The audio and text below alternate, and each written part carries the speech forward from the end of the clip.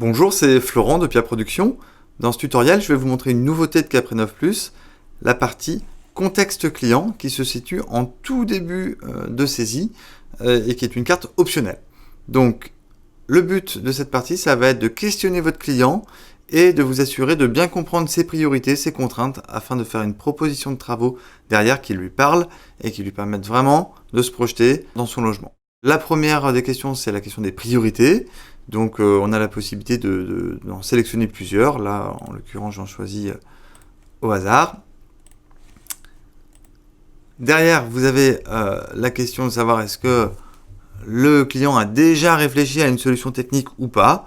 Là, en l'occurrence, oui, il a une idée. Il sait qu'il voudrait faire une isolation de comble, par exemple, mais pas forcément exactement avec quelle technique. Et puis, est-ce qu'il a été conseillé par quelqu'un avant de venir vous voir? Par exemple, un proche ou des recherches sur Internet. Ça vous permettra d'avoir une idée de la maturité de son projet. La question de savoir s'il a occupé le logement est très importante, puisque en fonction, on va poser des questions sur le ressenti. Donc là, je vais vous mettre oui. Et puis aussi de savoir si le logement sera habité ou pas pendant les travaux, ce qui est quand même très important et qui peut complètement changer le degré d'acceptation de votre proposition de travaux. Donc là, la partie sur tout simplement 3 étoiles, est-ce que ça va, est-ce que ça va pas en été, en hiver. Donc là par exemple, ça se passe bien en hiver, un bon niveau de confort, mais mal en été, avec des difficultés à dormir par exemple dans des chambres à l'étage, quand il fait chaud. La même chose sur l'évaluation du niveau de bruit, est-ce que les occupants sont confortables ou pas.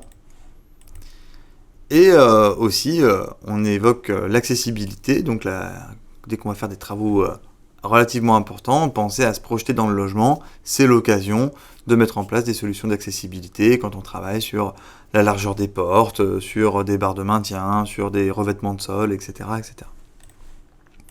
Et pour terminer, une rapide checklist qui vous permet d'identifier si vous êtes face à des problèmes particuliers qui vont venir, qui doivent être traités en amont, ou en tout cas qui vont vraiment conditionner les solutions que vous pouvez proposer.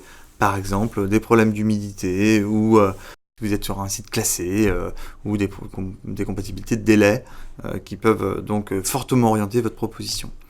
Donc chacune de ces pages est optionnelle, on n'est pas obligé d'y répondre. Là par exemple la dernière, je ne vais pas y répondre. Ce qui est important, c'est qu'en posant ces questions, vous soyez bien sûr d'avoir compris le profil en fait de votre client, de votre décideur, pour pouvoir vraiment faire des propositions de travaux qui correspondent à sa réalité et donc vous assurer qu'il sera beaucoup plus à l'écoute de vos solutions.